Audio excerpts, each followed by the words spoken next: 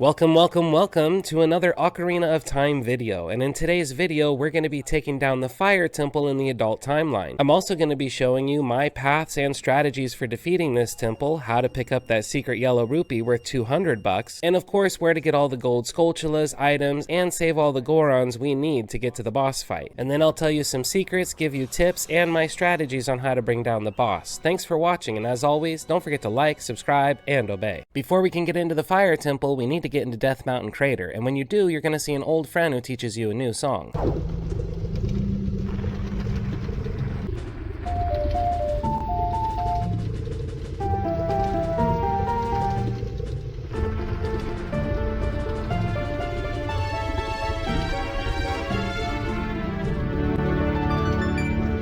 When you play this new song, you're going to be teleported to this spot here in front of the Fire Temple. Now that we know it, let's play the Prelude of Light and go back to the Temple of Time. If you don't have the Prelude to Light song, that means you haven't been back to the Temple of Time to try to put the Master Sword back yet. So as a shortcut, you could just turn your game off after you save and restart it, and you'll start at the Temple of Time. Once you've learned both of the songs, then you can go back and put the Master Sword into the pillar so we can go back to the Child Timeline. Now we can use the Bolero of Fire song to teleport back to the Fire Temple, but as Child Link, and you'll have to hurry for this part as we don't have a red tunic. Right next to where you landed, you'll notice there's a soft soil patch, so put one of your bugs in it. This of course will make a gold Skulltula pop out, so let's kill it and collect the token it leaves behind. Then go into your inventory, grab one of your magic beans, and put that in the soft soil for Adult Link. Before we leave, if you're hard up for cash, there are some rupees down here that we can collect if you're willing to brave the lava. Once you're done exploring this area as Child Link, or your timer runs out, use the Prelude of Light to go back to the Temple of Time. Then we're going to come back as Adult Link and use this new little elevator we created with our magic bean to get to the top of this little hill next to us where we can collect another heart container piece. When you're done messing around at the entrance, head inside and let's take down the Fire Temple. Up the stairs to the left, you'll find the only door we can go through.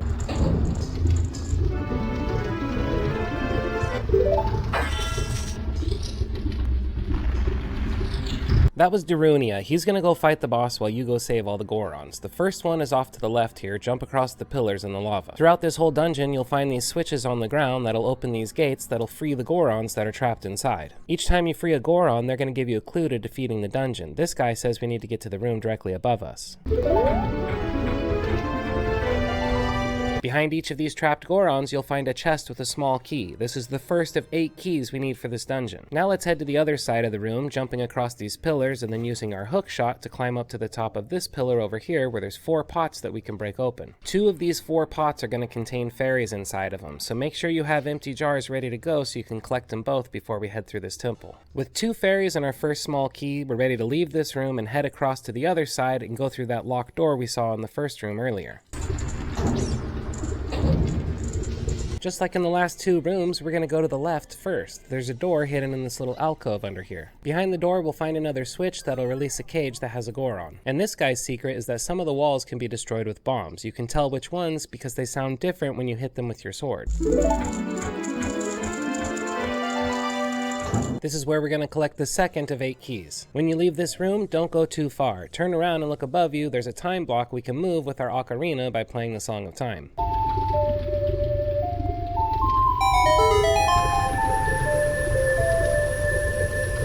Climb up on top of the time block and you'll see there's another door we can go through. In here, we're going to get ambushed by 8 tiles off the floor. Just make sure you have your shield out to block them. Then we want to head past the shields to a new enemy. This bad boy's a like. Hitting it with a hook shot will pull you towards it. And being too close without defeating it means it might swallow you. If it does this, it spits you out without your shield or tunic. But don't worry, once you kill it, it's going to give you the shield and the tunic back, which is much nicer than the older likes in the 80s. So to kill it, you might want to stay back and hit it with your bow and arrow, but its hitbox is smaller than you think, or if you have the big Goron sword, you can just take him out in one hit. Either way, we're really here for the gold Skulltula on the wall behind it. Kill it and collect the token before we leave. Back into the bigger room. If you need some more arrows or just a break from this room, this platform will lift you up to a little hidden alcove that has a couple pots with some arrows. Then we need to head to the opposite side of this room. Past this locked door, even though we have a key, we want to wait till we have 2 keys before we go through that one. Now, listen to the sound of the wall when I hit it here.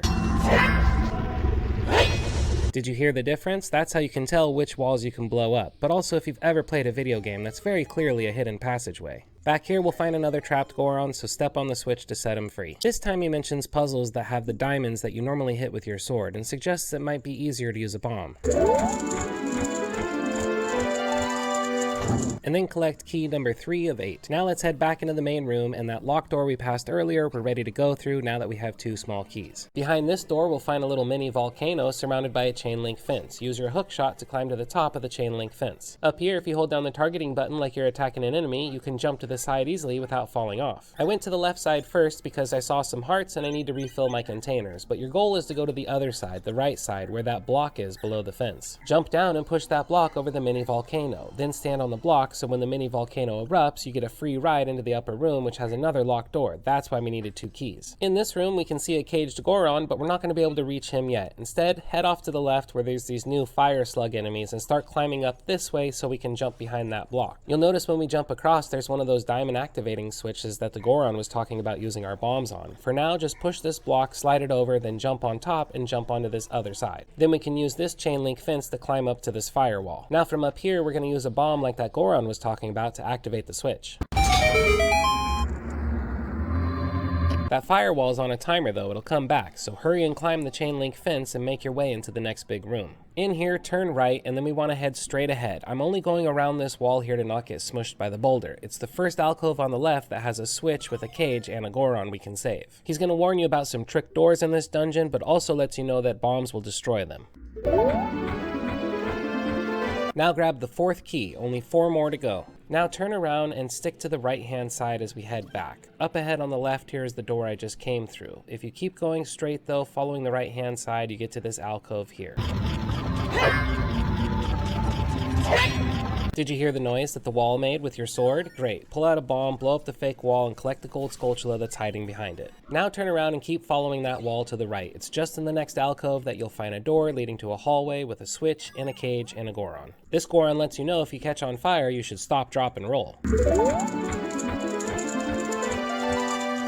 5 Gorons saved, 5 keys collected, 3 left to go. Now that we have 2 keys, we can leave this room. Keep following the wall on the right hand side, although I take a different path to not get smushed by a boulder, but as long as you follow the wall on the right, you'll come to this locked door here. As soon as you get into this room, you're going to cast Furor's Wind.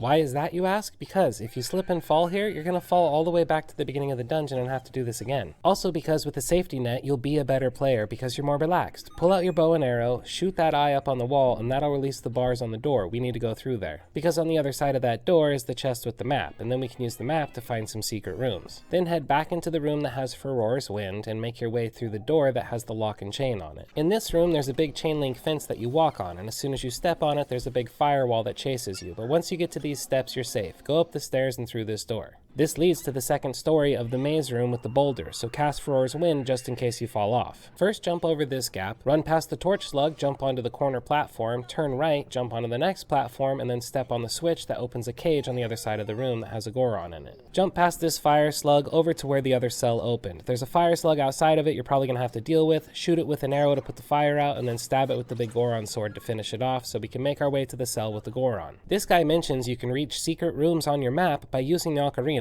I'll show you where. Don't forget small key number 6 in the chest behind him. Head back to the first platform we jumped on in this room with the fire slug. This time we're going to take care of him. Then pull out a bomb to blow up the crack in the floor and carefully use the ladder to get down to the bottom. At the end of this hallway, you'll find a switch on the ground that frees the Goron that we couldn't save earlier. This guy gives you a heads up that there's no use wasting your arrows on the mini-boss. He suggests using bombs, but we're going to use a hook shot. Open the chest with the small key and then use Furor's Wind to teleport back to the second level of the maze room. Then as soon as you get back, go ahead and cast Furor's Wind again, as we're going to have to teleport back here in a minute. We're going to go pick up a secret room on the map by using the ocarina. Step over to the right side of this ledge as far as you can, then pull out your ocarina and play the Scarecrow song to summon Pierre. Use your hook shot to get up to Pierre, and then turn around carefully and use your hook shot to get to a platform across the way. That platform will take you up to a new room that's got a door to the next area. When you get into this room, you'll see around the corner there's a chain link fence that leads to a gold Skulltula, so take care of the Skulltula and collect the token it leaves behind. Then we can climb up the rest of this chain link fence and head through the door into the next room. Now step forward up to the edge of this giant pit without falling in. Pull out your hook shot and listen carefully. There's another gold Skulltula on the wall we can kill and collect the token it leaves behind. Now let's turn around and investigate this switch on the ground. Chop chop, little onion, we gotta get to the top. Keep running up the hill, but stop when you get to this spot here. This grading is too steep to climb. You need to use your hook shot. Your hook shot can reach the pillar at the top of this hill, and if you're lucky, you'll be on top of the hill and can jump over the next part of the hill. Otherwise, you have to slide down, but either way, you still have enough time to make it to the chest.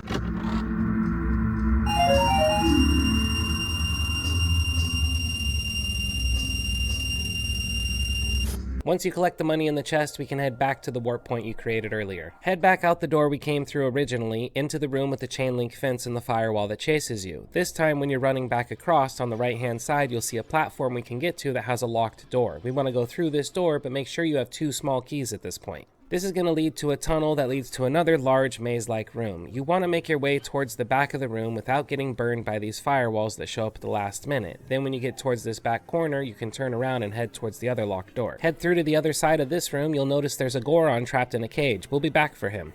Just like in the other room, you have some invisible firewalls. You want to head up to this torch thing, hang a left, and then jump on this switch. That's going to drop this firewall, and then you have a limited amount of time to make it to that ledge with the pots. On the ledge, we're going to find one of those fake doors the Gorons were talking about. So use one of your bombs to blow it up, and then once it's out of the way, we can head through this door to fight the first mini-boss. For this mini-boss, you're going to be fighting a little bomb that's inside of a fireman suit that jumps out of this fire. Use your hook shot to pull the bomb out of the fire suit, and then you can hit it with your sword. Once you do, it's going to run around to the other side of the room, but you can meet it there and hit it with the sword, and that's the whole cycle of this fight.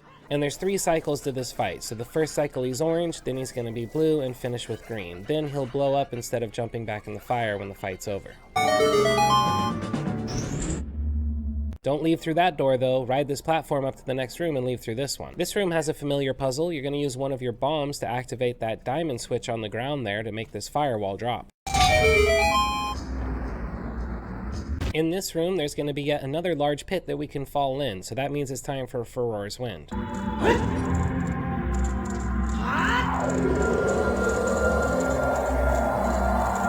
With our safety net cast, we're good to jump up onto this ledge and hit this switch, which is going to drop a firewall around this chest, and you have a limited amount of time to make it up to that chest before the fire comes back.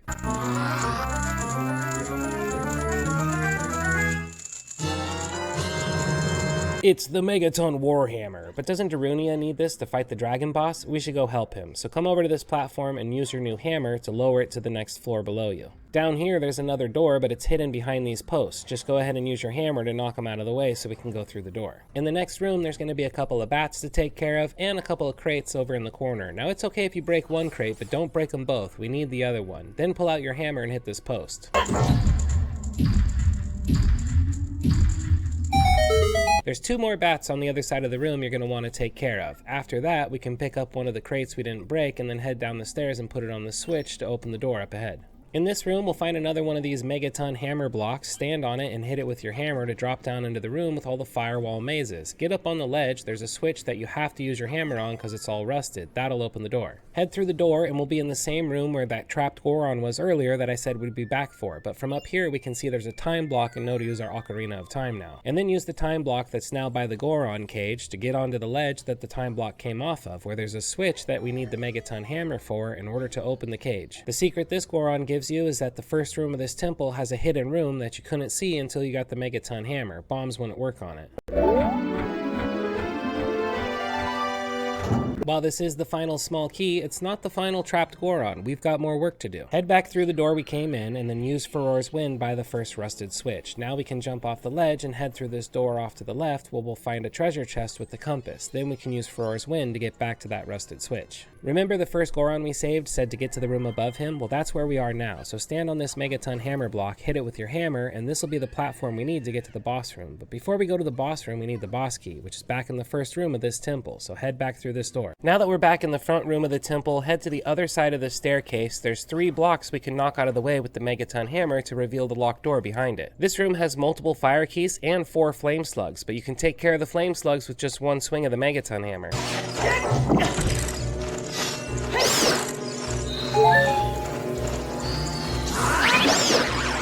Once we finish taking care of the enemies, the door to the next room will unlock. And this room should look a little familiar. There's going to be 5 tiles that raise up from the floor to attack you, plus take out the like to get to the gold Skulltula. And this is the very last one in the fire temple, so make sure you kill it and take the token to prove you did. Head out through the opposite door that you came through and we'll be in another mini boss fight with one of these big bomb fire creatures. Just like the last fire mini boss, use your hook shot to pull the bomb out of his chest, then hit it with your sword, run around the fire, hit it with your sword again. Do this 3 times to defeat him. Defeating this mini boss gets you a chest with some bombs, but more importantly, opens the pathway to another hallway that has the final Goron we're looking for. The switch to release him is rusted, so you'll need the Megaton Hammer, but the chest by this guy is going to be the boss key. Now we're ready to defeat the fire temple. The advice from this Goron is to just hurry up and get in the boss chamber to help Darunia.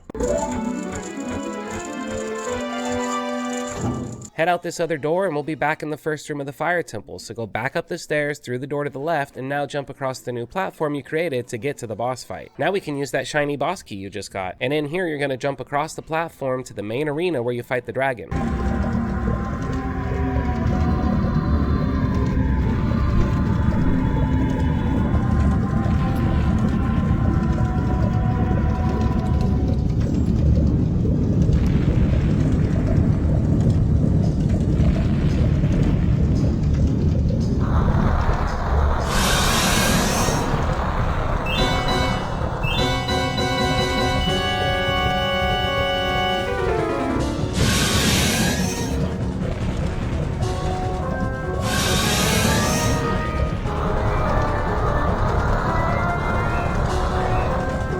This boss fight is essentially an advanced game of whack-a-mole, where the dragon's gonna pop his head out of one of these holes, you're gonna smack him in the head with the hammer, and then when he's stunned, swap over to your big Goron sword and jump attack. But there's a secret to this boss fight that nobody tells you about, and that's that there's an extra hitbox that's not even on the dragon. The hitbox is connected to this hole right here. To do damage to it, we're going to drop a bomb on there, and when it explodes, it'll do a little bit of damage. And using a couple bombs to lower the dragon's health can make it so you skip entire phases of this fight by defeating the dragon early. So when you see me dropping bombs in this fight, that's why. First, we're going to drop a bomb on the secret hitbox, then we're going to attack the dragon. Smack him in the head with your Megaton Hammer, then swap to your big Goron sword and jump attack for max damage. Now we'll hurry and run back and drop another bomb on the secret hitbox. The second phase of his attack is going to be flying around the arena. Pull out your bow and arrow, and this is not going to be easy, but if you can get 1 or 2 shots off on the dragon while he's flying around, that could help keep you out of a phase later on by killing him early. The dragon takes a while to get back underground. You should have plenty of time to come drop another bomb on the secret hitbox. With just a couple bombs and a well-placed arrow, we're able to lower his health enough to where this will be the final attack. So smack him in the head with your hammer, then do a jump attack with the big Goron sword.